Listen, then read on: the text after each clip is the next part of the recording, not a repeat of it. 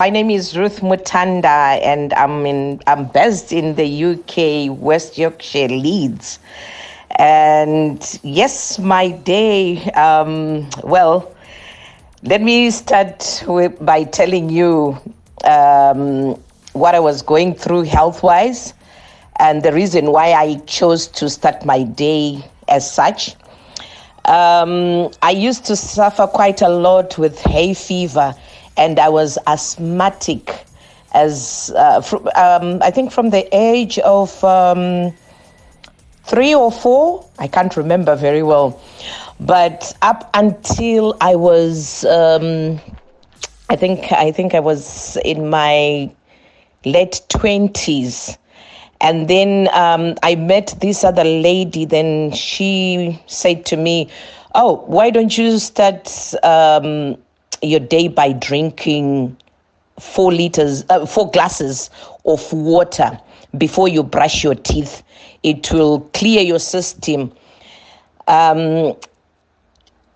You know what I did? At first I was like, no, I can't do it. This is just too much for me.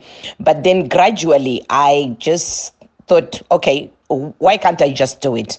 So I started doing it, and I started off with 1 glass of water, because when you start, sometimes when you take the water before you even brush your teeth first thing in the morning, you feel a bit nauseatic, but then and then gradually you build to it. So I started off with 1 glass of water until I could take like 4 to 6 glasses first thing in the morning, before I eat, before I brush my teeth, before I do anything, immediately when I wake up.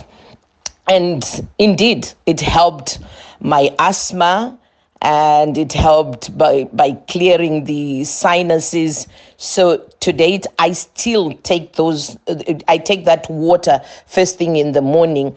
And to add to that, sometimes I also add ginger, which is tsangamidzi. Mazimbabweans, I think munozviziva, munoiziva tsangamidzi. Even nekuvava kwayo ikoko, what I do is I just boil it, put the water in the fridge, and then take that water. Sometimes ndoto substitute clear water, just natural water, with that ginger water. And some other days when I feel like I think I'm getting flu-like symptoms, I take ginger mixed with ginger water mixed with lemon and garlic.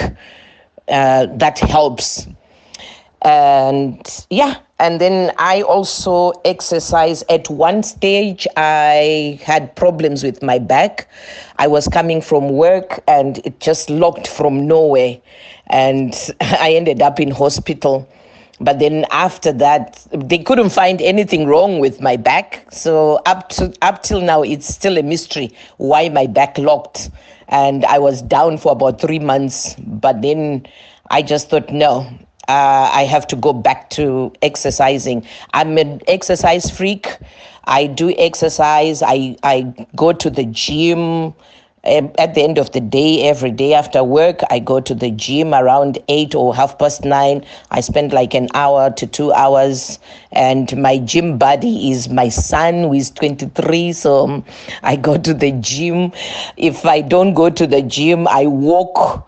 And I will walk like maybe for about an hour or so. So yes, that's how I try to keep healthy and keep young. And for those who know me, if you see me, you wouldn't even think that I'm going to be 60 next year. Some people think that I'm in my 30s.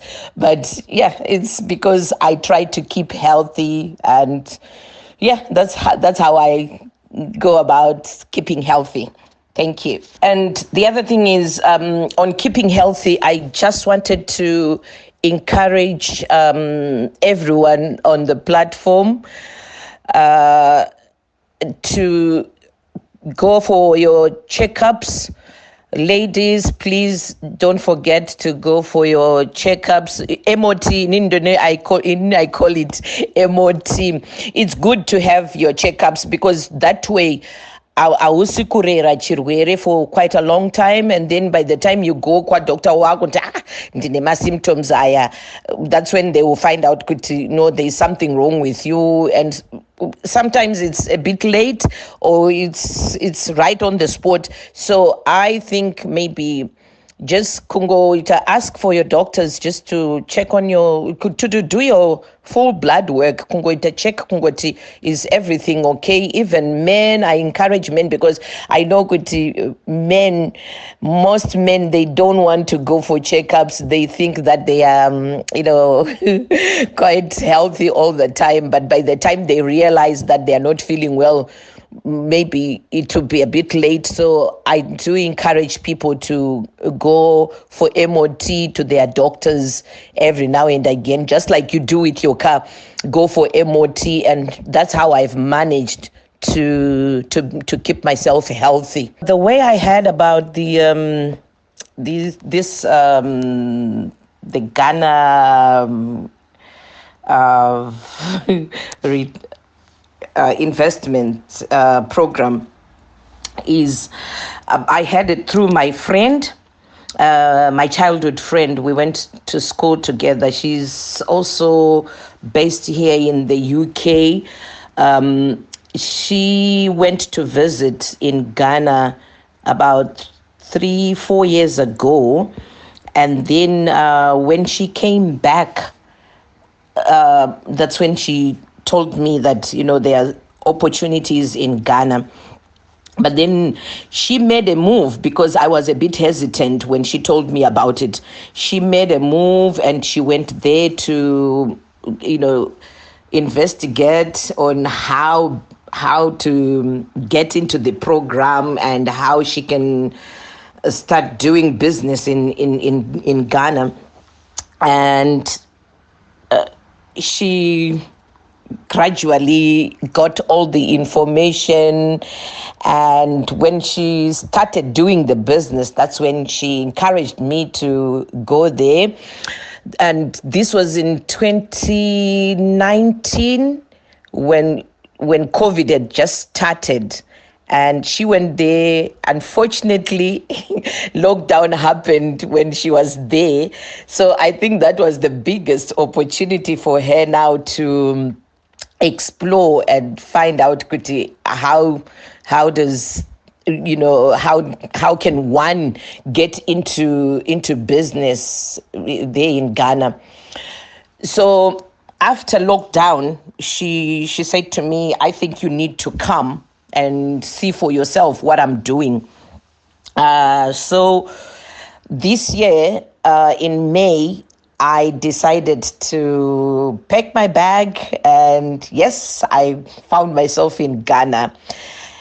Initially, I had said to myself, I'm just going to go there for 2 weeks just to see how things are going with her, and see if there's an opportunity for me. So what I did was, when I got there, I got there on a Monday. I got there on a Monday evening.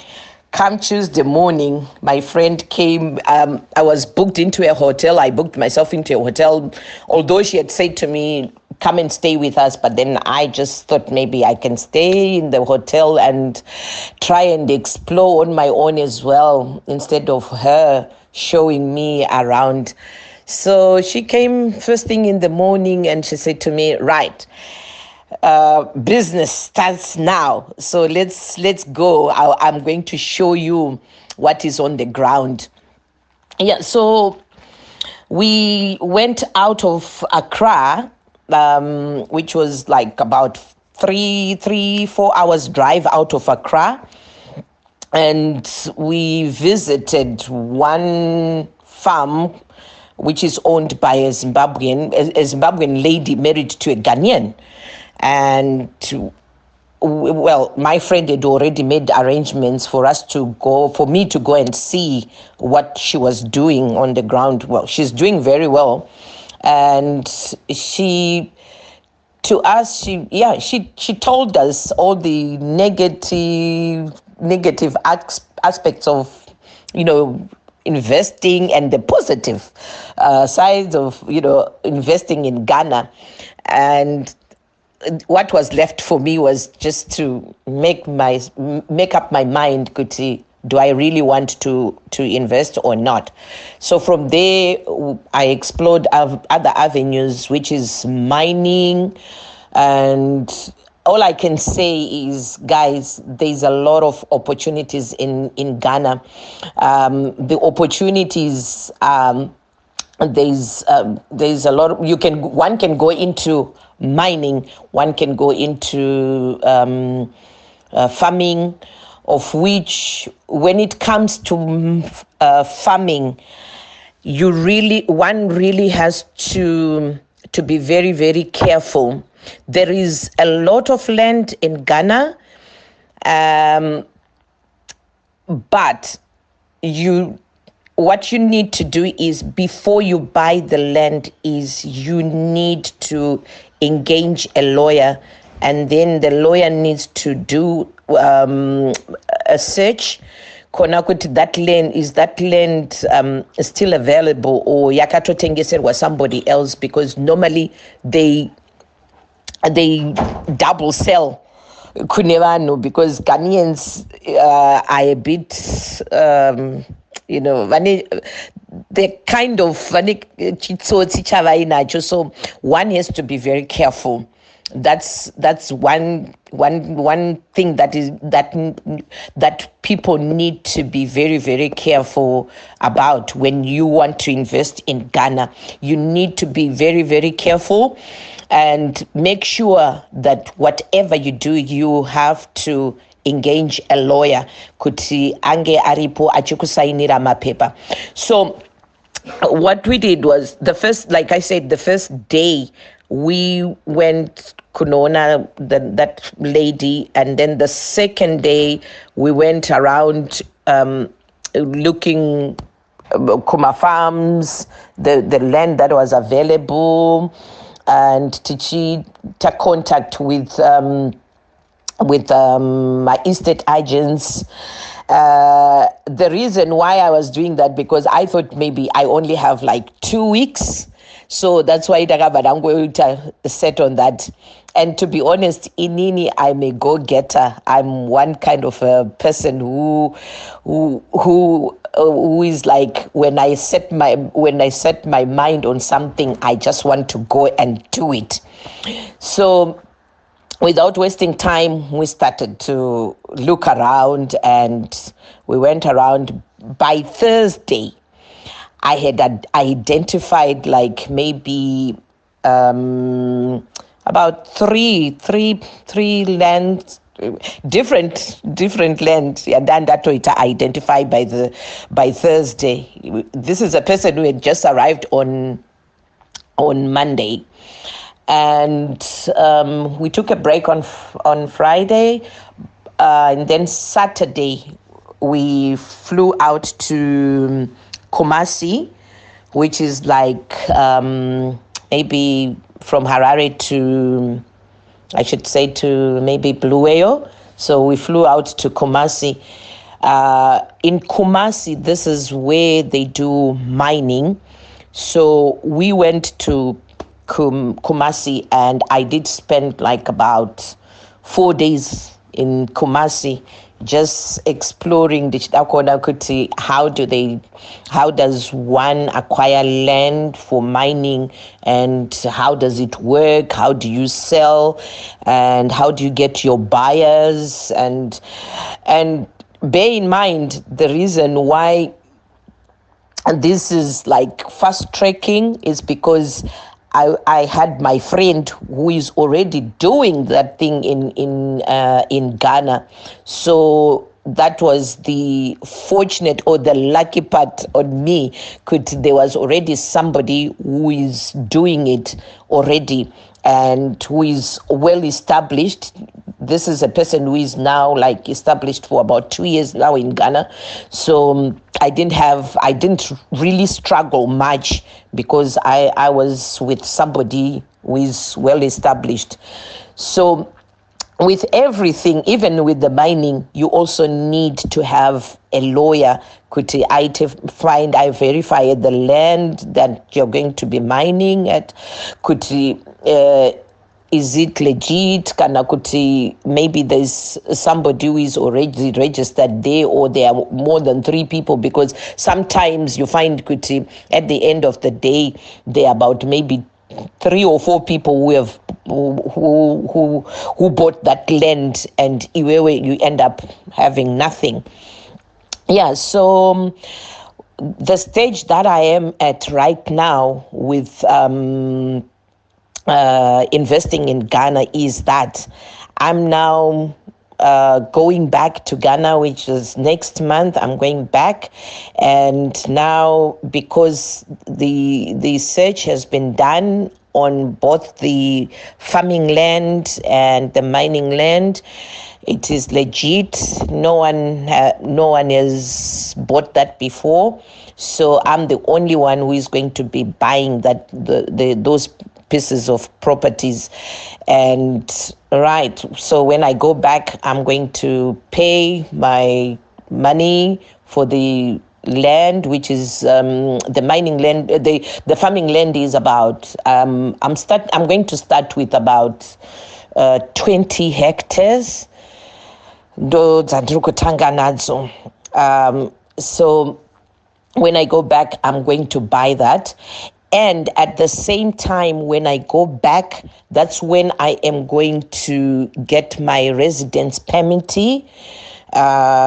which costs literally, when you want to convert, it's quite a small amount. And with the residence permit, it only takes like maybe 2 to 4 weeks for it to come out. And then from getting the residence permit, then you have to get a bank account. And with the bank account, they require you to get an international account, which is an offshore account, and then the local account, their local account. And then the other thing that I discovered there was that when it comes to labor, employing people for your farming or for your mining, you need to have someone whom you can really trust. Ghanaians can be very funny. They're quite hardworking, but at the same time, there are those who are a bit crooks. You find them anywhere in the world anyway. So what you have to do, and what I am going to do, is I am going to employ one of my relatives back home who is going to be in Ghana. And that relative, I'm going to take that relative together with his family, and they are the ones who are going to be managing everything for me. And this is someone who has got managerial skills already. And it's someone who has been managing my farm back in Zimbabwe.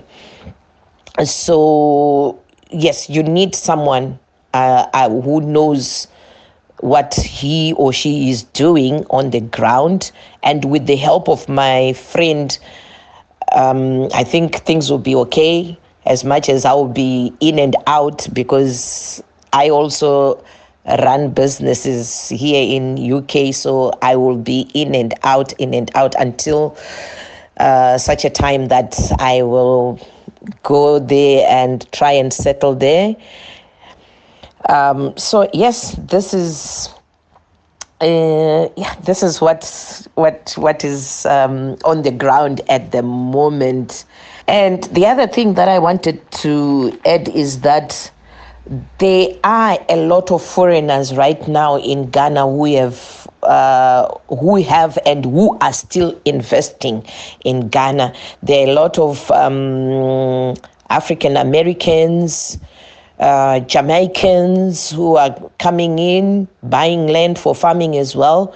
And I've met about 4 Zimbabweans, and there's also another doctor there. She's a diplomat, and she has started investing as well, and she's also into farming, and she's doing very well. She started off very small, Pambapake, with a small garden. Pambapake is quite big, which has got a big land. You can eat a little bit of vegetables, okra, and tomatoes, things like that. But then she thought, oh, okay, since I can do this, I'm going to expand. And she bought land as well. And fortunate enough, the land that I'm acquiring right now is also next to her. So yeah, there are a lot of people from different countries, different origins who are investing in Ghana, and there's loads and loads of opportunities.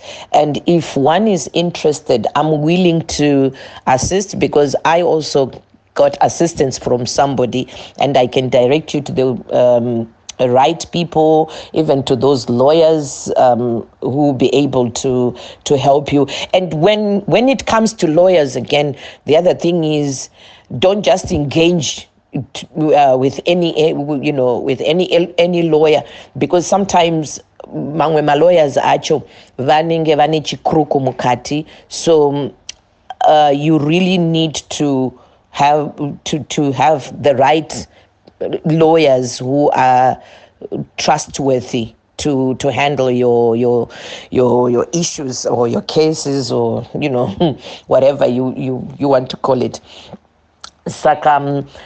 The lawyer that we engaged is someone who is reputable, and I was directed to him by someone who is here in the UK. Well, I should say the sister to the lawyer. We're very good friends, and they're Ghanaians. So yeah, that is what is happening on the ground in Ghana. And in terms of properties, investing in properties in Ghana, there's also a big opportunity there of investing in Ghana. But like I said, you definitely need to make sure that the land that you are acquiring is land which is legit, and no one else has bought it. Because what happens with Ghanaians, I had forgotten to tell you about this. What happens with Ghanaians is that most of the land is it belongs to families. So you find that right in the city center, like in Accra, you find that there's land being sold there, but that land belongs to a certain family. And maybe now, because the elders have died, and it's now a new generation that has come, like vana vani vavo vauya, and now they are selling the land. But if they don't get permission from the other elders who are still within, or other members of the family who are still alive or who are still there, then that's when you get a problem. Because each and every member of that clan, they also want a piece of land. So it's a bit tricky. That's why you have to engage a lawyer. Kuti aite ma checks esewayo kuti, are you not going to have problems, or this land aina kumbotengeserwa somebody else before, things like that. So it's very, very important that you have to have a lawyer who is going to make my checks before you do any transactions. Basically, Inini, I am a hustler. I think I mentioned it earlier on that I'm a hustler. The other businesses that I do is I run an organization for women. I help women who are going through domestic violence, never, those things. And then the other business that I'm running is a care agency. I've got a care agency that I run with my daughters. In fact, it's a family business, I should say. It's a family business. And with this care agency, I think most of you, for those who don't know, with the care agency, what we're doing is we supply staff in nursing homes, as well as we are also doing domiciliary care, whereby we go into people's homes and then we look after people who in their end of life, or those people who have just been discharged from hospitals and they don't want to go into care homes. So we send in staff to go and do their personal care, cook for them, and some of them they do night shifts, night sittings. At the same time, we are also venturing into supported living, whereby we will be getting those people who they are ready to go into the community, into care, or very substance abuse, those people, those kind of lines. So that's the business that we are doing. We were also doing catering, but with the catering side of it, I took a step back because I thought it was just it is now too much for me. And I also want to believe maybe that's the other thing that really caused my back. Well, it's just an assumption, I think. So with the catering business, I've left it for my third born, who has taken over that one. And yeah, those are the businesses that I'm doing at the moment.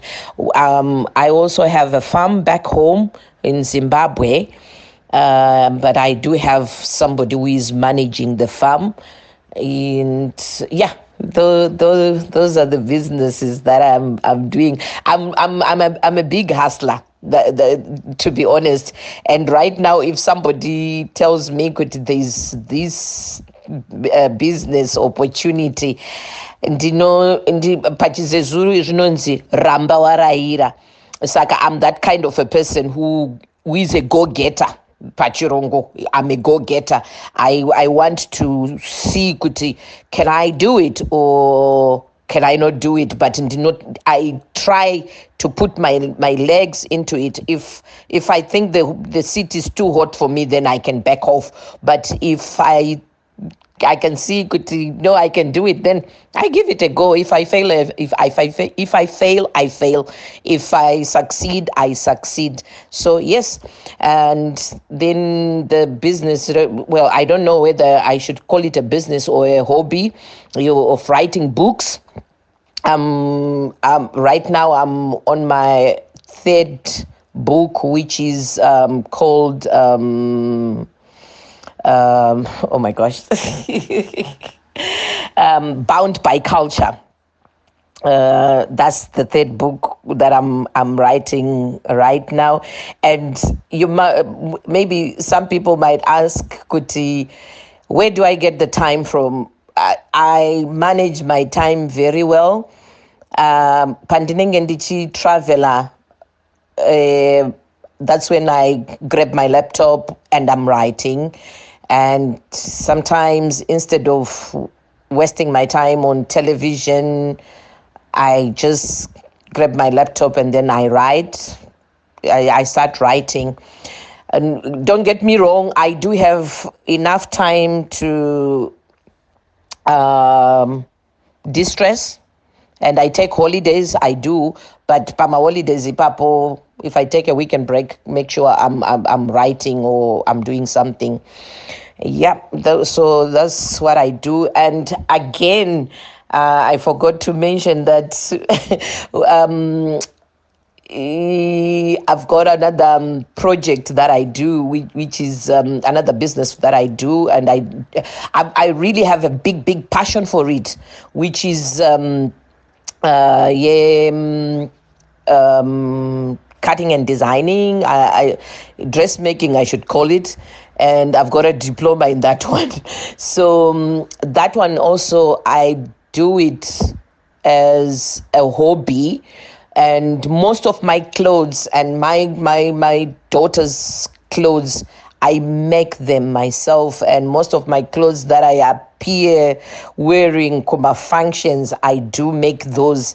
But recently my children were like, Mom, you also need to, expand this. So yes, that's another business that I'm going to expand when I get into Ghana.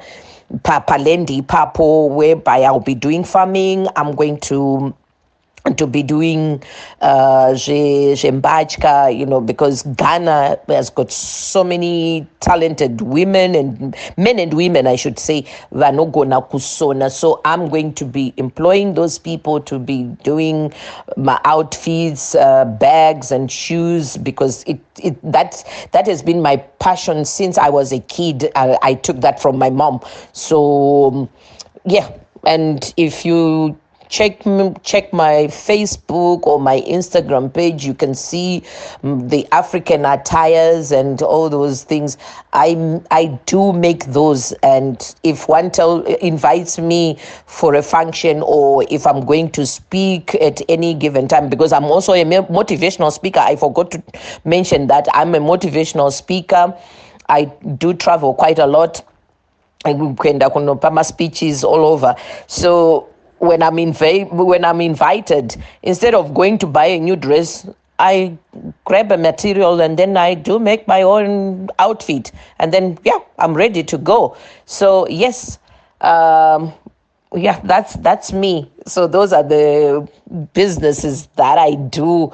I'm multi-talented, I should say, and I thank God for that.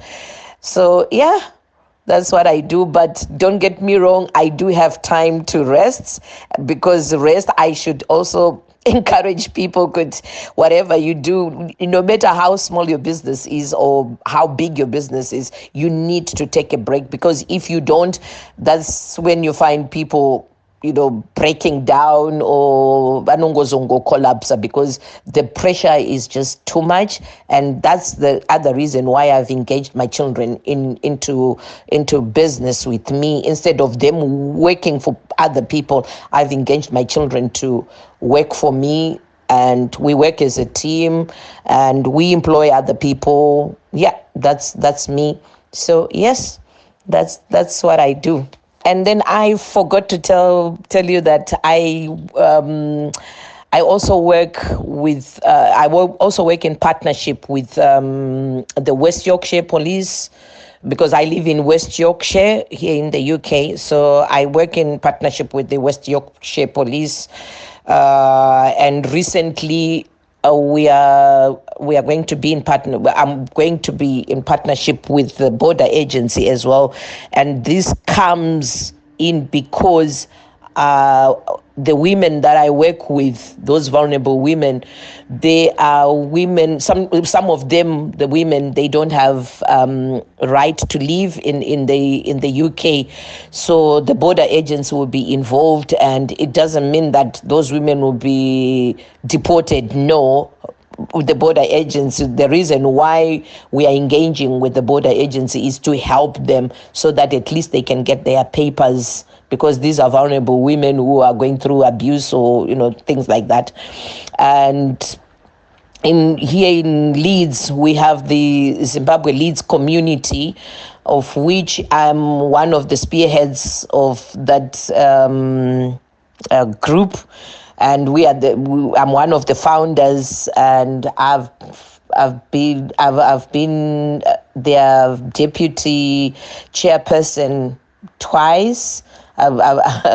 So yeah, but right now I've taken a step back. As much as I do help them here and there wherever I've told them that whenever they need help, I can always pitch in. I can help them because I am connected to so many organizations and so many people. So that's another area that I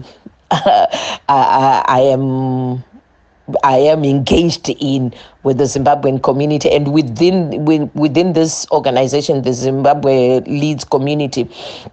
This is whereby we meet as Zimbabweans and we address the issues that we are facing as immigrants, and we try to help each other and those people who have knowledge of how they can help, be it nyaya dzemapepa, be it whatever it is. Yeah, we help each other. So yeah, we formed that group I think it was 2014, 2015, somewhere there. That's when we formed the group, and the group is going strong, and we help each other. Even if there's funerals, we help each other, and we observe things like our Independence Day, of which during by Independence Day, we organize a function whereby we meet as Zimbabweans and we also celebrate independence. And Zimbabwe Defense Forces, we also celebrate that. So that's what we do. That's what I do anyway. Not we do. That's what I do. And I try to involve myself as much as possible within our community, helping those people who are in need and signposting them, So yeah, that's what I do.